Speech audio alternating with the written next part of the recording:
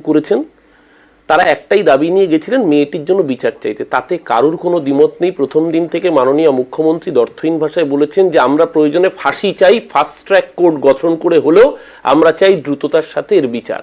তিনি বলেছিলেন রোববার পর্যন্ত কলকাতা পুলিশকে সময় দিচ্ছি, যদি না পারে প্রয়োজনে সিবিআইকে দিত আমাদের আপত্তি নেই।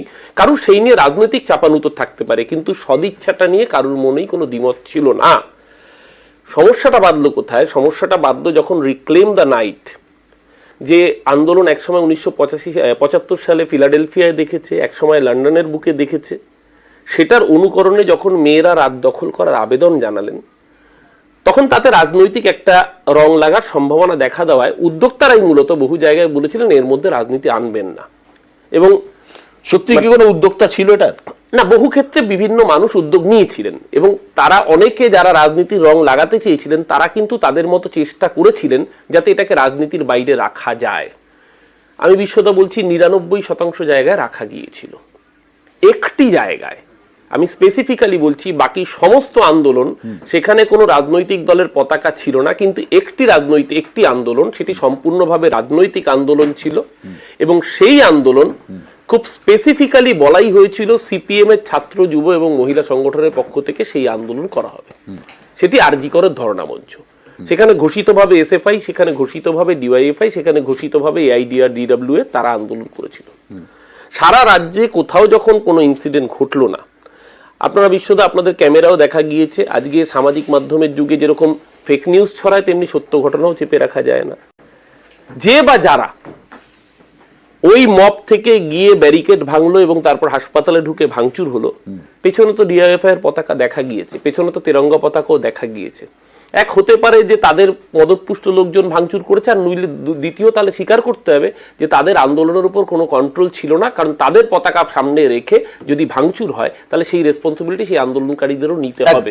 আমি আজ জাস্ট শেষ করে নিচ্ছি। আমি আবারও বলছি, আমাদের এই বিষয়ে কোনো দ্বিমত নেই। আমরা দৃষ্টান্তমূলক শাস্তি চাই, তাতে সে যত বড় মাথাই হোক না কেন, যত বড় মাথাই হয়ে থাকুক না কেন, এইরকম ঘৃণ্য অপরাধে আমরা চাই সিবিআই যেন অতি দ্রুততার সাথে, যেটা মাননীয় মুখ্যমন্ত্রী আজও বলেছেন, রোববারের মধ্যে যেন অপরাধীর চরমতম জায়গায় আমরা পৌঁছার। এত অসুবিধা হবে না, কারণ ফেসবুকে তো মোটামুটি সবাই আমরা গোয়েন্দা হয়ে গেছি, অপরাধীর নাম ধাম সবই বলে দিতে পারছি আমরা তদন্তে। সায়নদীপ জয়েন করেছে, সায়নদীপ মিত্র সিপিএম এর পক্ষ থেকে। সায়নদীপ, অভিযোগের তীর আপনাদের দিকে উঠছে যে ডিআইএফআই মিছিল থেকে ব্যারিকেড ভাঙা হয়েছে এবং আজকে মুখ্যমন্ত্রী তিনি পরিষ্কার জানিয়েছেন এর পিছনে ডিআইএফআই আছে এবং বিজেপি আছে। বিজেপির কাছে পরে আসছি। শুরু করবো? হ্যাঁ, করুন। আমি প্রথমেই দুঃখিত বিশ্বদা, একটু রাস্তার কারণে একটু দেরি হলো আসতে। যদি আস্তে আস্তে আপনাদের পুরো অনুষ্ঠানটাই আমি দেখছিলাম, আমি চিকিৎসকদের কথা বলছিলাম এবং তৃণমূলের নেতাদেরও কথা শুনছিলাম এবং ডাক্তারবাবুদের অনেকের মধ্যে দেখলাম বিবেকের দংশন হচ্ছে। তো তৃণমূল যারা এখন করে তাদের যে কি বস্তু দিয়ে তৈরি, বিবেক আছে বলে কিছু আছে কিনা আমার ঠিক জানা নেই। দংশন টংশন তো পরের কথা। আমি বলছি বিশ্বদা, লাভটা কার? আরজি করে সেদিনকের এই তাণ্ডবের পিছনে লাভটা কার? আপনাদের এখানেই আস্তে আস্তে আমি শুনছি, একজন ডাক্তারবাবু বলছিলেন 4 তলার সেমিনার রুম ভাঙার টার্গেট নিয়ে গেছিল। আপনি তৃণমূলকে বোকা ভাবতে পারেন, এসএফআই ডিওএফআইকেও বোকা ভাবছেন যে তৃণমূল তাদের গুন্ডা বাহিনী পাঠিয়েছে 4 তলা সেমিনার রুম ভাঙার বদলে 3 তলার ইএনটি রুম ভেঙে দিয়েছে। আর এসএফআই ডিওএফআই যারা এই ডাক্তারবাবুদের দাবির সঙ্গে সহমত পোষণ করে আন্দোলনে যুক্ত হচ্ছে, তারা নিজেরা ঝান্ডা লাগিয়ে ভেতরে গিয়ে ভাঙচুর করবে। ঝান্ডা রাখা ছিল আপনার? না, আমরা তো ওখানে 4 দিন ধরে ঝান্ডা রয়েছে। আপনি এই প্রশ্নটা করছেন না তো যে 4 দিন ধরে ওখানে ঝান্ডা রয়েছে এবং কেন ওই ঝান্ডাগুলো ছিঁড়ে ফেলা হলো, কেন ওই অবস্থান মঞ্চটাকেও ভেঙে দেওয়া হলো? আর এই এসএফআই ডিওএফআই তো সেদিনকে প্রথম যায়নি। প্রথম যেদিন এই মেয়েটির বডি, তার দেহ হাইজ্যাক করে তৃণমূলের কাউন্সিলরকে পুলিশের গাড়িতে, আমি দায়িত্ব নিয়ে বলছি, পুলিশের গাড়ির সামনে বসিয়ে ওই পুলিশের গাড়ি দেহ হাইজ্যাক করেছে। বাবা মা তালা থানায় আর কাউন্সিলর পুলিশকে সঙ্গে নিয়ে মেয়ের দেহ পৌঁছে দিচ্ছে, তখন এসএফআই ডিওএফআই কর্মীরা তো গাড়ি আটকাতে গেছিল। পুলিশের কি সক্রিয়তা আমরা দেখিনি।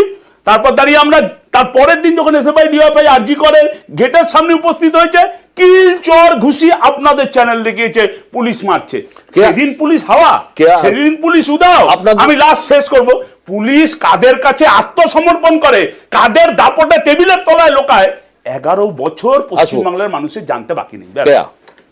অভিযোগ আপনাদের দিকেও দেখুন, আজকে কাকতালীয়ভাবে 16ই আগস্ট 1946 সালে কলকাতা শহরে ডাইরেক্ট অ্যাকশন ডে হয়েছিল, আপনার মনে আছে নিশ্চয়ই। আজকে আমরা এক অদ্ভুত দৃশ্য দেখলাম কলকাতার রাস্তায়, বিশ্বদা। এই রাস্তায় এরকম দৃশ্য দেখা যায় না, নজিরবিহীন। স্বাস্থ্যমন্ত্রী এবং পুলিশ মন্ত্রীর বিরুদ্ধে মমতা বন্দ্যোপাধ্যায় তিনি প্রতিবাদে নেমেছেন, মিছিলে নেমেছেন। ও বলতে ভুলে গেছিলাম, স্বাস্থ্যমন্ত্রী এবং পুলিশ মন্ত্রীর নামও মমতা বন্দ্যোপাধ্যায়। আমরা দেখলাম মমতা বন্দ্যোপাধ্যায় বলছেন দোষীদের সাজা চাই। আবার এই মমতা বন্দ্যোপাধ্যায় সন্দীপ ঘোষ তাকে কিনা তিরস্কৃত করার জায়গায় পুরস্কৃত করে ন্যাশনাল মেডিকেল কলেজে পাঠিয়ে দিয়েছিলেন। আমরা মনে পড়ছে, দেখুন, প্রচুর আমাদের এখানে আগুনে নেত্রী রয়েছে তৃণমূল কংগ্রেসে, অসাধারণ বক্তব্য রাখেন তারা, বিভিন্ন সময় বিভিন্ন কথা বলেছেন, তারা বলেছেন।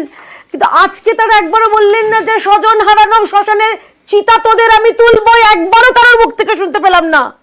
আমার বরং মনে হচ্ছে বিশ্বদা কাকতালীয় ভাবে সুকুমার রায় বলেছিলেন, কিন্তু আইনারা আসামি হবি, একা না পয়সা পাবি। এবার আমি শেষ কথাটা বলছি।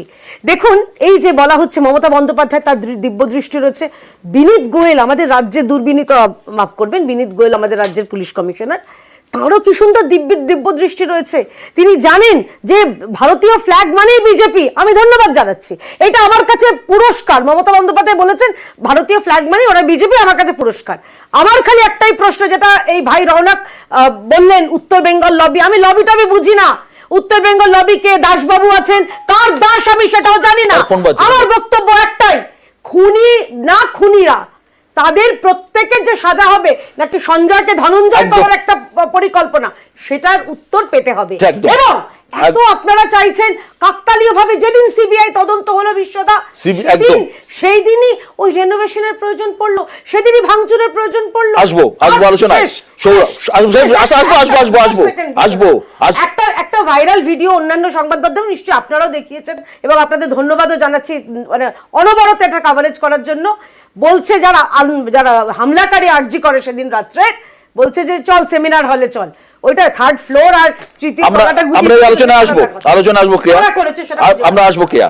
অত্যন্ত মানে নক্কারজনক ঘটনা হয়েছে, যারা হামলা করেছে এ নিয়ে কোনো সন্দেহ নেই, যারা হামলা করেছে। এবং ঘটনাচক্রে সেদিনকে আমাদের ক্যামেরাম্যান ছিল, আমাদের দুজন রিপোর্টার ওখানে ছিলেন, আমরা প্রথম থেকে দেখাতে শুরু করেছিলাম। এবং সত্যি যা ঘটেছে অত্যন্ত অন্যায়, এবং যেভাবে চিকিৎসা সরঞ্জাম একটা হাসপাতালের ভিতর ভাঙচুর করা হয়েছে, মানে নিন্দার ভাষা নেই। আমি সৌরভের কাছে আসবো, স্টুডিওতে আছে, তার আগে আমি একটু বিকাশবাবুর কাছে যাব। বিকাশ চট্টোপাধ্যায়, আপনি পুলিশে দীর্ঘদিন চাকরি করেছেন। দুটো প্রশ্ন। আজকে পুলিশ কমিশনার নিজে বলেছেন যে যেভাবে জনতা যা ছিল, এত সংখ্যক মানুষ সেদিনকে ছিল যে তারা বুঝতে পারেননি ঘটনাটা এইরকম দিকে টার্ন নেবে। এটা একটা পুলিশের পার্ট, পুলিশের ব্যর্থতার পার্ট, তিনি নিজেও বলেছেন। দুই হচ্ছে যে প্রশ্নটা বারবার উঠে আসছে, যে এই যে অপরাধটা প্রথম দিন ঘটেছিল গত বৃহস্পতিবার রাত্রিবেলা, শুক্রবার সকালে, এই ঘটনায় অপরাধী এক না একাধিক? দুই, হাসপাতালের সেমিনার রুমে কিরকম করে এরকম ঘটনা ঘটলো, এই নিয়ে প্রশ্ন যেমন আছে, বিতর্কও তেমন আছে। বিকাশবাবু, আপনার চোখের দৃষ্টিটা কিভাবে দেখছেন, আপনি কিভাবে বুঝছেন পুরো জিনিসটা? আপনি দীর্ঘদিন তদন্তের সঙ্গে যুক্ত ছিলেন।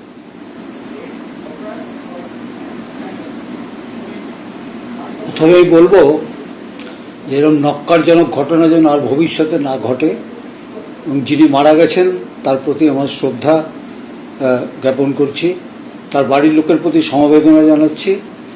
দীর্ঘদিন পুলিশকে কাজ করার সুবাদে কতগুলি আমার প্রশ্ন আমার মনের মধ্যে জেগেছে, সেই প্রশ্নগুলি আমি একটু বলতে চাই। প্রথম যে কথাটা, যে ডেড বডিটা যেখানে পড়েছিল, সেই ডেড বডিটা যে ওখানটায় একটা ইনকোয়েস্ট হওয়ার কথা ছিল। এই ইনকোয়েস্টটা করলো কে আর কখন করলো? এই ডেড বডি ইনকোয়েস্ট করার কথা ছিল, সেইটা কখন হলো, কিভাবে হলো, কার সামনে হলো, কে সাক্ষী ছিল, এক নম্বর। দ্বিতীয় নম্বর কথা হচ্ছে, এই ডেড বডিটা এত পরে কেন মর্গে গেল, ঘটনার এত পরে কেন সব জানাজানি হলো।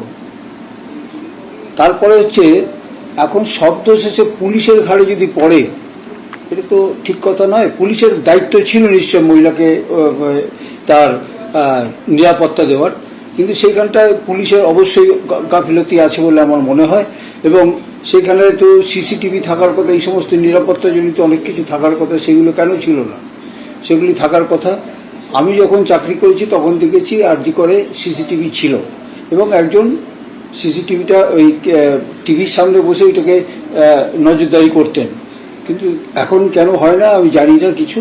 তবে এই যে ঘটনাটা নিয়ে আমি দেখতে পারলাম, আমার নজরে এলো যেটা, যে আমি যদিও কোনো রাজনীতি দলের সমর্থক নই, আমি রাজনীতি করি না, আমি রাজনীতি বুঝিও না, করিও না, তবে আমি একটা জিনিস আমার খুব খারাপ লাগলো যে এই একটা মর্মান্তিক ঘটনা নিয়ে একবার এরা রাজনীতি করছে, আরেকবার ওরা রাজনীতি করছে, এই রাজনীতি করার পরে আবার একটা পাল্টা রাজনীতি হচ্ছে, মানে এই একটা মিছিল করছে তো ওরা একটা পাল্টা মিছিল করছে। এই যে জিনিসগুলো, এইগুলো দিয়ে কি আর মানে মানুষকে বোকা বানানো যায়? আমার তো মনে হয় মানুষকে বোকা বানানো যায় না, কিন্তু যে ঘটনাটা ঘটেছে সেই ঘটনাটা অন্তর্তদন্ত করে যারা এর মধ্যে দোষী তাদেরকে চিহ্নিত করে তাদের দৃষ্টান্তমূলক সাজা দেওয়ার কথা আমি বারবার বলবো। আর দ্বিতীয় কথা হচ্ছে যে যারা এই ঘটনার সঙ্গে যুক্ত, অনেক রকম অনেক খবর আসছে ভাইরাল হয়ে, সেই খবরগুলি যে আসছে সেই খবরগুলির সত্যতা কি আছে না আছে আমি জানি না, তবে এই ঘটনাগুলিকে সব যদি অ্যাকুমুলেট করে যদি দেখা যায় যে কোনটা সত্যি কোনটা মিথ্যে, এবং যারা এই মিথ্যে খবরগুলি ছড়াচ্ছে তাদের বিরুদ্ধে ব্যবস্থা নেওয়া, একদম সেই সব যদি করা যায় তাহলে পরে উত্তেজনা খানিকটা কমানো যায়। একদম সঠিক কথা বলেছেন যে এত খবর আসছে, এত লোক এত কিছু জেনে যাচ্ছে, প্রত্যেকটা হোয়াটসঅ্যাপ গ্রুপে নানা ধরনের খবর ঘুরছে, কোনটা ঠিক কোনটা বেঠিক সাধারণ মানুষ তো ধন্দে পড়ে যাচ্ছেন। সৌরভ দত্ত যে প্রশ্নটা আমাদের এসিপি সাহেব তুললেন, প্রাক্তন এসিপি সাহেব তুললেন, যে ইনকোয়েস্ট এক, আপনি ডাক্তার, একই সঙ্গে আপনি আইএম এর দায়িত্বেও আছেন পশ্চিমবঙ্গের, তো ইনকোয়েস্ট এক, দুই হচ্ছে আজকে মুখ্যমন্ত্রী নিজে বললেন যে একটা মেয়ে 4 ঘন্টা 5 ঘন্টা তাকে দেখা যাচ্ছে না, 3টের সময় সে সেমিনার হলে গেছে ঘুমোতে, কথার কথা বলছি, আর 9:30 যদি ডেড বডি পাওয়া গিয়ে থাকে, তাহলে এতটা টাইম একজন ডাক্তারকে পাওয়া যাচ্ছে না, ডাক্তার নেই, কেউ মানে খোঁজ নেবে না।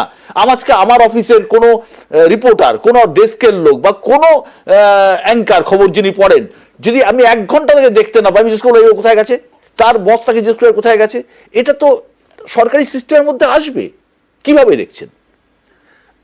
দেখুন, সত্যি কথা বলতে কি, প্রথম থেকে ব্যাপারটা খুব আমার কাছে একটা অদ্ভুত ধোঁয়াশা, এবং আমার মনে হয় এই ধোঁয়াশাগুলো আজকে আমি বলতে বাধ্য হচ্ছি যে বেশ কিছু উল্টো পাল্টা WhatsApp message, social media trial শুরু হয়েছে, এবং সেগুলো অত্যন্ত ক্ষতিকারক আমাদের দেশে। মানে বিচার, মানে দোষী বিচার পাওয়া যতটা গুরুত্বপূর্ণ, ঠিক সেরকমভাবে একজন নির্দোষ সে যেন সোশ্যাল মিডিয়া ট্রায়ালে দোষী, মানে উল্টোভাবে তাকে যেন এরকম হ্যারাস করা নয় সেটা। এবং এটার কারণ কিন্তু কোথাও একটা প্রথম থেকে কিছু ধামাচাপা দেবার চেষ্টা, আমি জানি না কেন দরকার, কিসের জন্য দরকার। একটা আমাদের এক বোন অত্যন্ত কি বলবো, মানে একটা ভয়াবহভাবে মারা গেছে, এবং আমরা শুনেছি সেমিনার রুম খুলে সেটা দেখা গেছে। তারপর আমি যেটা আগের দিন প্রেস মিটে বলেছি, আত্মহত্যা তত্ত্ব কি করে এলো।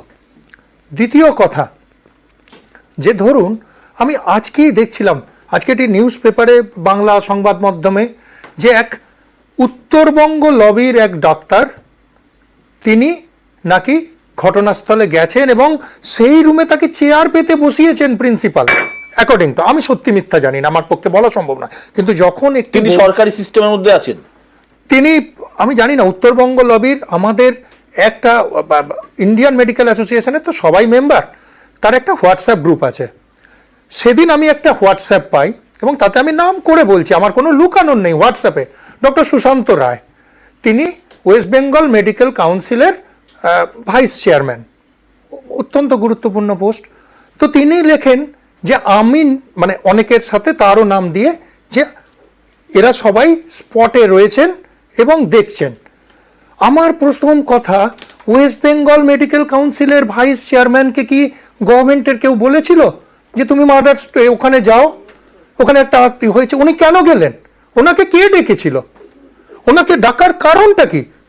আইদার গভর্নমেন্ট থেকে বলেছে, গভর্নমেন্টের থেকে জানা হোক, আমার কাছে হোয়াটসঅ্যাপ মেসেজ আছে, আমি ফাঁকা, তার নিজের করা হোয়াটসঅ্যাপ মেসেজ যে আমি এসেছি। তাহলে উনি কেন গেলেন? কে যেতে বলেছিল? তারপর আমি দায়িত্ব নিয়ে বলছি, আমার কাছে খবর আছে প্রিন্সিপালের রুমে বসে ঘন্টার পর ঘন্টা ওয়েস্ট বেঙ্গল মেডিকেল কাউন্সিলের কিছু টপ মাথা, প্রিন্সিপাল, ভাইস প্রিন্সিপাল, এদের ঘন্টার পর ঘন্টা মিটিং হয়েছে। হয়তো ওখানে কিছুই হয়নি, আমি একবারও বলছি না, কিন্তু কেন ওই সময় ওখানে আমি নিজে মানে যে মেয়েটি আমাদের বোন মারা গেছে তার বাড়ি গেছিলাম, তার মা বাবা বলছেন আমাদেরকে 10:53 ফোন এসেছিল, বলা হয় আত্মহত্যা, অ্যাসিস্ট্যান্ট সুপার করেছিলেন। আমি ফিরে এলাম, ওনারা সাথে সাথে চলে আসেন, ওনার বাকি বাড়ির লোকটা দেরি, উনি 3 ঘন্টা পর তবে ওনাকে মেয়ের কাছে যেতে দেওয়া হয়েছিল। হতে পারে তদন্তের স্বার্থে, আবার আমি বলছি কোনো হয়তো ভুল নেই, কিন্তু আপনি বলুন একটি মেডিকেল কলেজে একটি মেয়ে মারা গেছে। আপনাদের মনে থাকবে আমরি হসপিটালে যখন আগুন লেগেছিল প্রত্যেক ডিরেক্টরকে জেলে ভরা হয়েছিল, আর আজকে আরজিকর মেডিকেল কলেজে যখন এই ঘটনা ঘটলো, মানে ভয়াবহতার চূড়ান্ত, ওটা একটা অ্যাক্সিডেন্ট, এটা একটা murder, there is a basic difference. এবার সেক্ষেত্রে সেই প্রিন্সিপালকে আমরা কোর্ট থেকে জানতে পারলাম পুলিশ কোনো রকম কোনো এনকোয়ারি করেনি, এবং ভেবে দেখুন আজ অবধি ডক্টর সন্দীপ ঘোষ তার মা বাবা রাত্রি অবধি হসপিটালে ছিলেন, একবারও দেখা করেননি। তার মা বাবার সাথে ডক্টর সন্দীপ ঘোষ একবারও দেখা করেননি। কিসের জন্য দেখা করেননি? কোনো কি ওনার লজ্জা হচ্ছিল দেখাতে করতে? কি প্রবলেম? আমি সৌম্যদীপের কাছে আসবো। সৌম্যদীপ, অভিযোগের তীর বেশিরভাগটাই ডক্টর হাজারি, সৌনক হাজারি বললেন, ডক্টর সৌরভ দত্ত বললেন যে প্রিন্সিপালের দিকে, সন্দীপ ঘোষের দিকে। ইতিমধ্যেই সন্দীপ ঘোষকে পাকড়াও করে সিজিওতে নিয়ে গেছে সিবিআই, তার ইনভেস্টিগেশন চলছে এবং তার জিজ্ঞাসাবাদ চলছে। আপনাদের প্রধান অভিযোগ প্রিন্সিপালের বিরুদ্ধে কি কি? হয়ে গেছে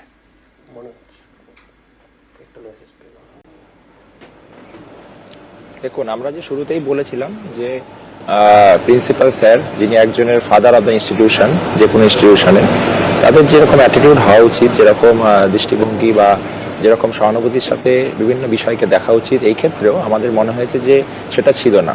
ফলে এই সময় ঘটনার পর যে অ্যাকাউন্টেবিলিটি নেওয়া, অর্থাৎ প্রিন্সিপাল শুড বি অ্যাকাউন্টেবল, এই যে প্রশ্নটা আমরা তুলেছিলাম, যে দায় নেওয়া, দায় স্বীকার করা, যারা আন্দোলন করছে তাদের কাছে আসা, তাদের বক্তব্য শোনা, সহানুভূতির সাথে শোনা, এই যে বিষয়গুলো, একজনের যে approach, father of the institution approach হওয়া উচিত, সেই অ্যাপ্রোচ নিয়ে প্রশ্ন ছিল আমাদের। এবং আমরা বলেছিলাম যে he should be accountable, so he must be resign, and তাকে আর কোথাও কখনো কোনো অ্যাডমিনিস্ট্রেটিভ পোস্টে বসানো যাবে না।